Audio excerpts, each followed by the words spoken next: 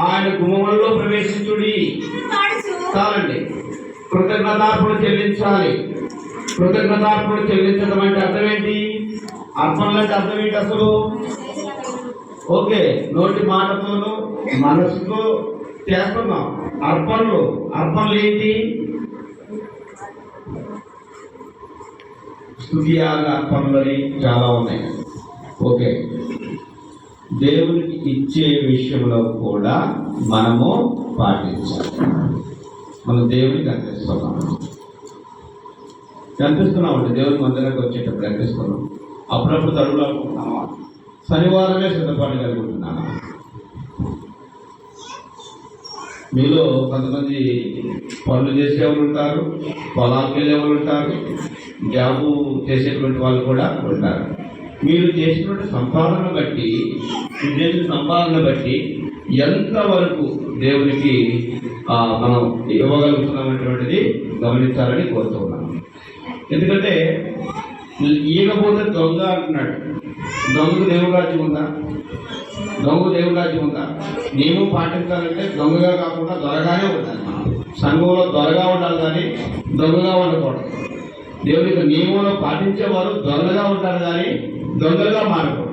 మలాకి గ్రంథం తెలుసు కదా మీకు, 3వ అధ్యాయం 8వ నుంచి 10వ వచనం చూస్తే, మీరు నా యొక్క దొంగతనం చేస్తూనే ఉన్నారు, అందుకని మీకేమవుతుంది? శాపం వస్తుంది. మీరు శాపం రాకుండా మీరు ఏం చేయాలి? నాకు ఇవ్వాలి ముందు. ఎవరికి? ధర్మబాబురావు గారిగా. మరి ఎవరికి ఇవ్వాలి? దేవుడికి ఇవ్వాలి. దేవుడికి ఇచ్చిన తర్వాత ఏం చేయాలి? మీరు ఏం చేయాలమ్మా? ఇవ్వకుండా శోధిస్తున్నారు లేదా? నిజం చెప్పండి. ఇవ్వకుండా శోధించేవాళ్ళు ఎంతమంది ఉన్నారు చెప్పండి. నా శోధన దేవుడు ఆలకించడని ఏం చేశాడు? ఏం చెప్తున్నారంటే, అయ్యా మొబైల్ కోసం ప్రార్థన చేయాలి, అయ్యా మా ఇంటి కోసం ప్రార్థన చేయ్యా, మా కోసం ప్రార్థన చేయాలనేటువంటి మాటలు సేవకుల దగ్గరికి వచ్చి చెప్తూ ఉంటారు. మరి మీరు ప్రార్థన చేస్తే దేవుడు ఆలకించడా? మీ ప్రార్థన దేవుడు ఆలకించడా? ఏం ఆలకించడా? ఈ ప్రార్థన దేవుడు ఆలకిస్తాడా? ఆలకించడా? మరి మీరు ఎందుకు చేయలేకపోతున్నారు అంటే మీరు ఇవ్వట్లేదు. మీరు ఇవ్వకపోవడం వలన ఆయన ఎదుటికి వెళ్ళి ఆయనకు మగం చూపించలేక చిన్నపరుచుకొని సేవకుల దగ్గరకు వచ్చి నా కోసం ప్రార్థన చేయండి. ఇప్పుడు ఆయన ప్రార్థన ఆలకిస్తాడు దేవుడు. ఏమా ఆయన ప్రార్థన ఆలకిస్తాడు దేవుడు. సేవకుడికి మీరు వచ్చి చెప్పారు, నాకు వచ్చి చెప్పారు నా ప్రార్థన చేయమని, మా ప్రార్థన ఆలకిస్తాడా? మరి మా ప్రార్థన కూడా ఆలోచించకపోతే మీరు ప్రార్థన చేసినంత ఉపయోగం ఉందా? అంటే మా ప్రార్థన ఆలకించాలన్నా, మీ ప్రార్థన ఆలకించాలన్నా మీరు ఏం చేయాలి? దేవుని నియమములో ఖచ్చితంగా పాటించి నడుచుకోవాలి. అప్పుడు మన యొక్క ప్రార్థన ఆలకిస్తాడు. తర్వాత సేవకులు చెప్పినా కానీ దేవుని యొక్క ప్రార్థన ఆలకిస్తాడు అన్నమాట. ఏమన్నా తెలుసా? యెర్మయా గ్రంథంలో వారి కోసం నువ్వు ప్రార్థన చేయొద్దు, వారి కోసం నువ్వు ప్రార్థన చేయొద్దు. ఒకవేళ చేసినా నీ మాట కూడా నేను వినన్నాడు యెర్మయా గ్రంథంలో. కాబట్టి అది నియమం కాదండి. మనము ఖచ్చితంగా కృతజ్ఞతార్పణలో చెల్లించాలి. ఇవి మనం ఇచ్చేవంట దేవుని కంటే సువాసనతో కూడినవంట. సువాసన అంట. ఒకసారి ఫిలిప్పీయులకు రాసిన పత్రిక 4వ అధ్యాయము 17-18 వచనాలు చదువుకుందాం. ఫిలిప్పీయులకు రాసిన పత్రిక 4వ అధ్యాయము 17-18 వచనాలు. నేను ఈమె అపేక్షించి మాట చెప్పట్లేదు, మీ లెక్కలు విస్తార ఫలము రావాలని అపేక్షించి చెప్తున్నాను. నాకు సమస్తము కలిగి ఉన్నది. మీరు పంపిన వస్తువులు ఎపఫ్రోదితు వలన పుచ్చుకొని ఉన్నాను.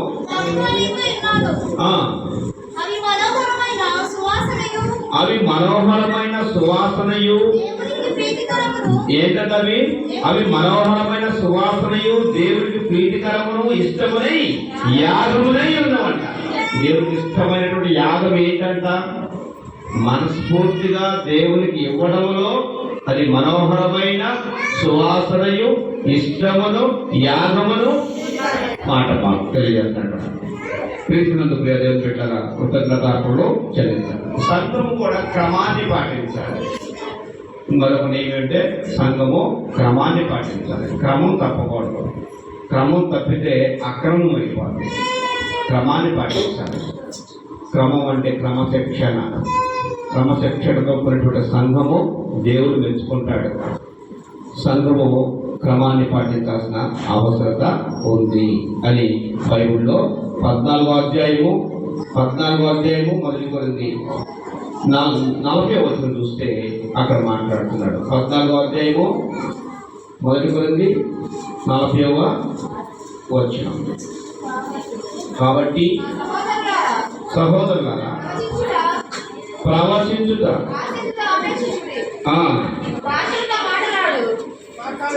14వ అధ్యాయము 39-40 కలిసి ఉంటుందమ్మా. అది కాబట్టి సహోదరులారా ప్రవచించుట ఆసక్తులు అపేక్షించుట భాషలతో మాట్లాడుట ఆటంకపరచకూడదు, కానీ సమస్తమును మర్యాదగాను క్రమముగాను జరగలేదు. అన్ని కూడా క్రమముగా మర్యాదగా జరగాలి కార్యక్రమాలు అని వాక్యం మనకి తెలియజేస్తారు. ఆ తర్వాత నీ తోటి సభ్యుల యొక్క క్షేమాభివృద్ధికి కూడా పాటుపడాలంట. నీ తోటి సభ్యుల యొక్క క్షేమాభివృద్ధి కూడా పాటుపడాలి. నేను నా ఇంట్లో బ్రహ్మాండంగా ఉన్నా, నాకు అన్నీ సమకూరుతున్నాయి, పక్కోడితో నాకు సంబంధమే లేదు అని అనుకుంటే అది నియమం కాదండి. ఫిలిప్పీయులకు రాసిన పత్రిక 2వ అధ్యాయం 20వ వచనంలో ఈ మాట ఉపయోగించాడు. ఫిలిప్పీయులకు రాసిన పత్రిక 2వ అధ్యాయం 20వ వచనం 2వ అధ్యాయం 20వ వచనం చూడండి. మీ క్షేమ విషయమై నిజంగా చింతించువాడు అతని వంటి వాడు ఎవరనూ నా యొక్క లేడు.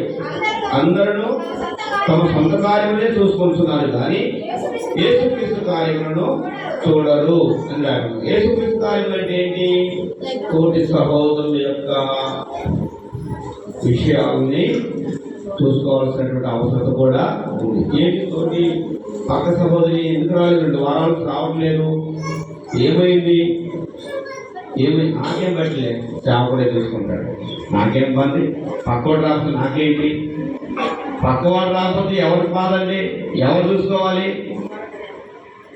చిన్నపిల్లలు స్కూల్కి వెళ్ళినప్పుడు పక్క నుంచి క్లాస్మేట్ రాకపోతే ఏంట్రా రాలేదు అని చెప్పి ఇంటికి వెళ్ళాక పిలుచుకొని మళ్ళీ కూర్చోబెట్టుకుంటాడు. మరి సంఘ సభ్యులు కూడా అలానే ఉండాల్సిన అవసరం కూడా ఉందనేటువంటిది వాక్యం మనకి తెలియజేస్తుంది.